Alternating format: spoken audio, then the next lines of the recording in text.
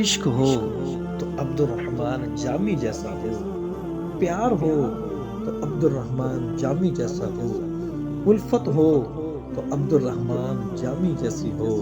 کیا محبت تھی، کیا نرالا انداز تھا آپ کا حضور سے محبت کرنے کا۔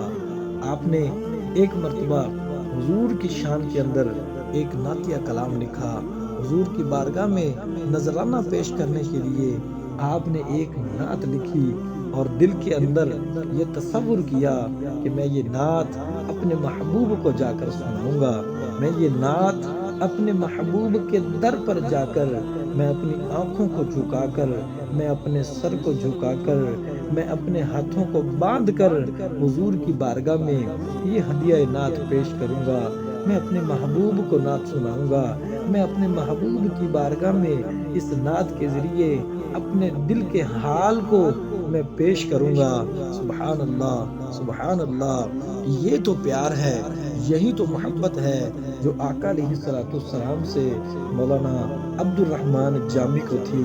کتابوں کے اندر لکھا ہے جب آپ اپنے در سے، اپنے گھر سے، اس محبت سے، اس شوق سے، اس جذبے سے آپ جب نکلے کہ میں یہ نعت شریف جا کر حضور کو سناؤں گا، سبحان اللہ، وہ کیسی نعت ہوگی، اس نعت کے اندر کتنی چاشنی ہوگی، اس نعت کے الفاظ کا چناؤ کتنا خوبصورت ہوگا جو وہ لے کر محبوب کی بارگاہ میں حاضر ہونے کے لیے جا رہے ہیں، دل کے اندر محبت لے کر جا رہے ہیں، دل کے اندر پیار لے کر جا رہے ہیں۔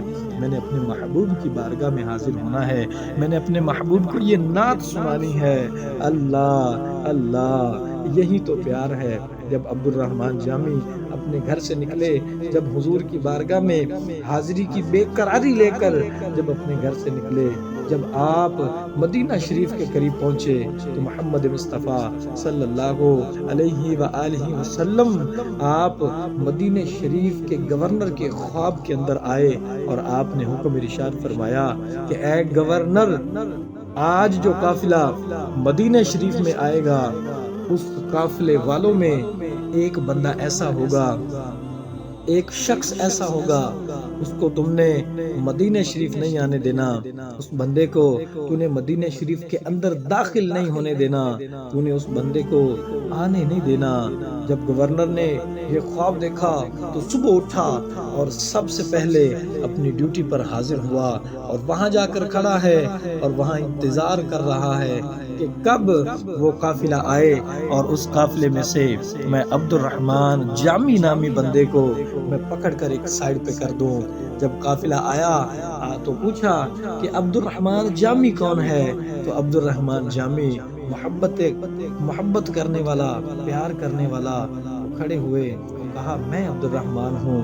اس نے کہا آپ ایک سائیڈ پر ہو جائیں، آپ نہیں جا سکتے، باقی چلے جائیں، بوڑھے جا رہے ہیں، جوان جا رہے ہیں، مرد جا رہے ہیں، بچے جا رہے ہیں، خواتین جا رہی ہیں، لیکن عبد الرحمن نہیں جا رہا۔ اللہ، عبد الرحمن نہیں جا رہا، عبد الرحمن جامی کو جانے کی اجازت نہیں ہے۔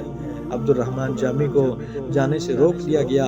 جب اگلا دن آیا، عبد الرحمن جامی کی تڑپ بڑھ گئی کہ میں حضور کے در کی حاضری کے لیے آیا، سب چلے گئے، پورا قافلہ چلا گیا، لیکن عبد الرحمن کو اجازت نہیں ملی۔ کیا میری محبت کے اندر کوئی کمی ہے؟ کیا میرے پیار کے اندر کوئی کمی ہے؟ کیا میرے عشق کے اندر کوئی کمی ہے؟ یا جو میں نے کلام لکھا ہے کیا اس کے اندر کوئی کمی ہے؟ اسی سوچ کے اندر ساری رات عبد الرحمن جامی پریشان رہے، بے قرار رہے۔ جب شام کا وقت ہوا، دل کے اندر یہ نیت کی کہ میں صبح ضرور حضور کی بارگاہ میں حاضر ہو جاؤں گا۔ جب صبح آنے لگے، وہی گورنر دوبارہ آیا اور عبد الرحمن جامی کو نہ جانے دیا، باقی سب کو جانے دیا۔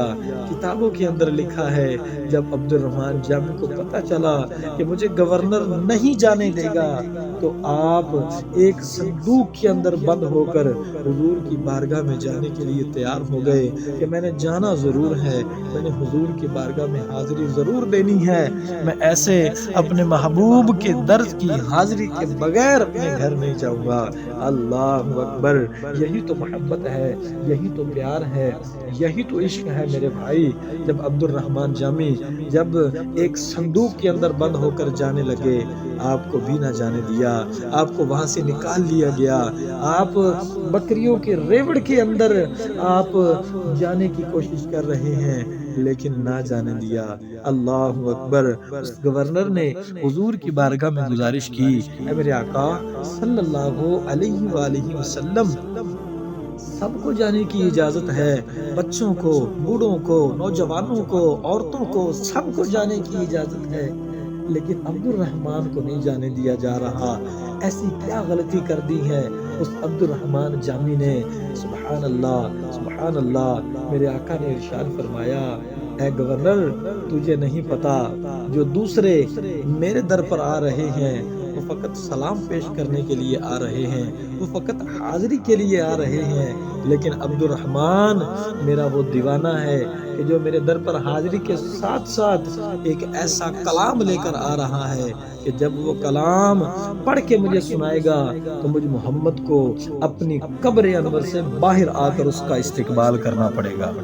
اللہ اکبر۔